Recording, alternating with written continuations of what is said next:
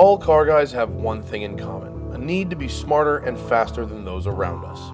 And though you can't covet your neighbor's wife, I say covet your neighbor's car. And that's where the entire concept of tuning begins.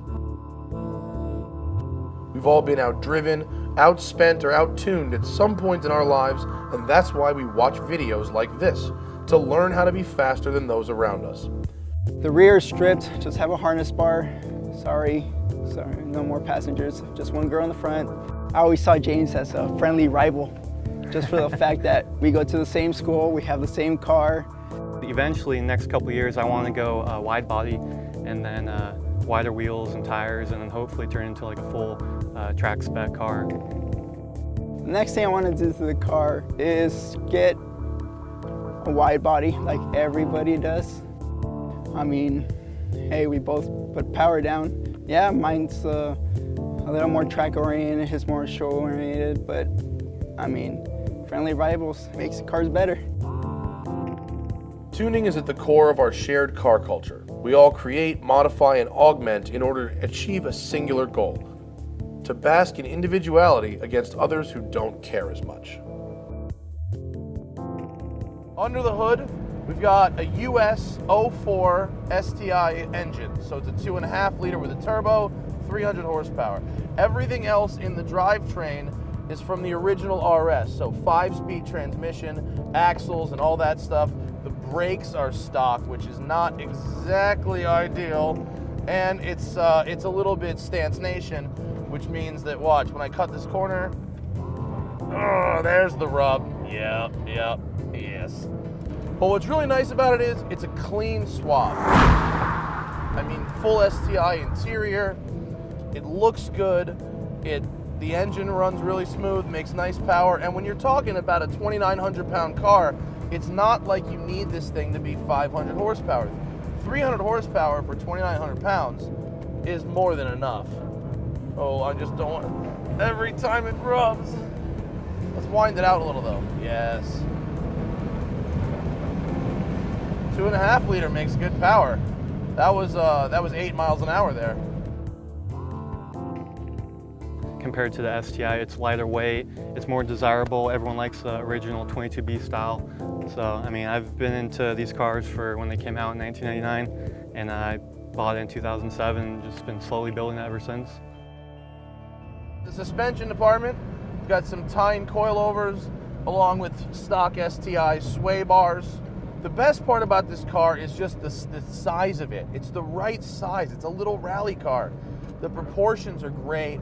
I think this is one of the best looking Subarus that they ever made. I mean, certainly the WRX and the 22B in other countries. And I'm glad that Subarus are like Legos and you can just swap a different motor in there. That's great. I mean, the fact that you can just buy an STI motor and plop it into one of these. 10 years ago, swapping a full STI drivetrain or even just the STI motor into a 2.5 RS was a pretty expensive proposition. Now, thanks to JDM rules and how these available engines that are relatively low miles, the fact that there's lots of Imprezas laying around now, you can actually do this swap for an unbelievably small amount of money. I mean, it's crazy how cheap they got these cars. I'm actually a little bit jealous. As a starter car, the RS, even the L, like Irvin mentioned, would be a great starting ground for anyone that wants to build up a Subaru. I mean, nowadays you can get an L for a couple grand. I mean, maybe even cheaper. The limits are endless. I mean, you can do the swap like us and keep building if you want. Started as a just stock 2.5 RS. Nothing too crazy. Little by little, got it swapped. New color, suspension, and pretty much stripped interior. Nothing much going on, and that's how it is. The car is great for engine swaps because, well, the car is light as it is. I mean, 2-door coupe. Well, all the new ones are 4 doors now, and they weigh almost 600 lighter than a brand new STI, so why not have the same horsepower as one too? All right, so we've got the same, just over 300 horsepower, but rather than the 2.5 liter in the blue car, this one has an EJ20K which is the JDM STI engine, readily available because of Japan's laws on how many miles an engine can have on it. It also has a normal length shifter, the Nardi steering wheel, which you'd find in a 22B, no interior, racing seats, and a track setup suspension, sticky tires, yes, bigger brakes. This is my kind of car. Oh, it's got a nice blow-off noise.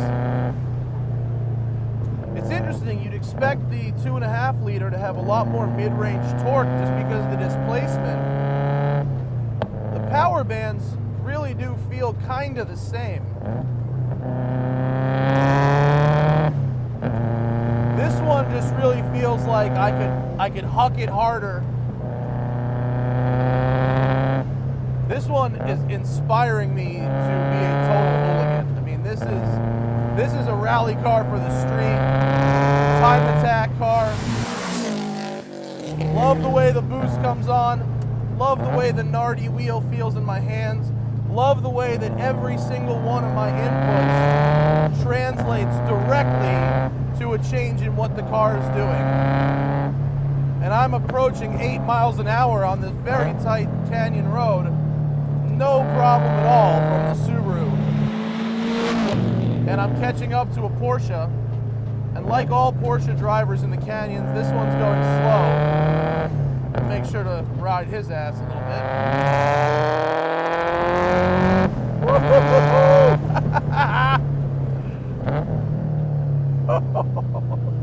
The very definition of whipping. This is like driving a little mosquito that's on a whole bunch of great drugs. I have a JDM engine, which he doesn't. He's stuck with the USDM. It's a double-edged sword. I can get it smogged. That's a big plus for me. So I think that's one of the big advantages of having US motor. I love JDM parts. I mean, they weren't factory here. You had to get them imported or some private owner that had them already imported over here. Some parts are rarer than others, and it's just a little collection for the car. I love having a loud car, but yeah, as soon as you see a cop or you go through residential in the middle of the night, sometimes you wish you don't make that much commotion, but hey, my pride and joy. I actually like the stealth mode. I drive right past cops and they don't even look at me. Eventually I'll probably go full catless turboback, headers, pipe, everything. It's not that I needed much convincing. I mean, I always liked the RS, and I always knew that putting some more horsepower in one would make a big difference. Because even when these cars were new in the late 90s and early 2000s, 165 horsepower really just wasn't enough. I mean, look, a car adding power to it, it doesn't overpower it. It makes it come alive. I mean, odds are I'll never drive a WRX 22B, which is my holy grail of all-wheel drive cars.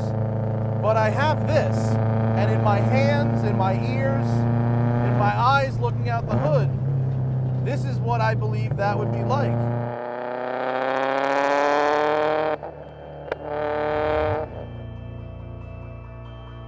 It's hard to recommend sports cars on a budget because the car has to reflect your personality.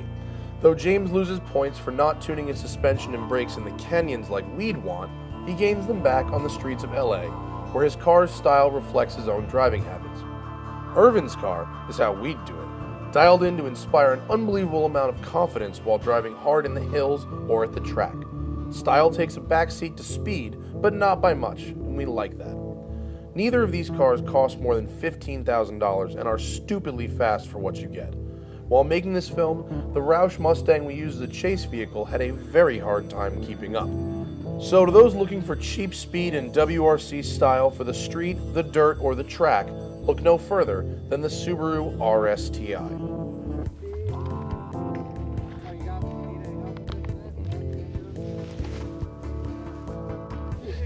That was amazing. Tell me you were speeding on that. Oh. Did you see the hook on that? Did it go in the bed? It went in the back seat.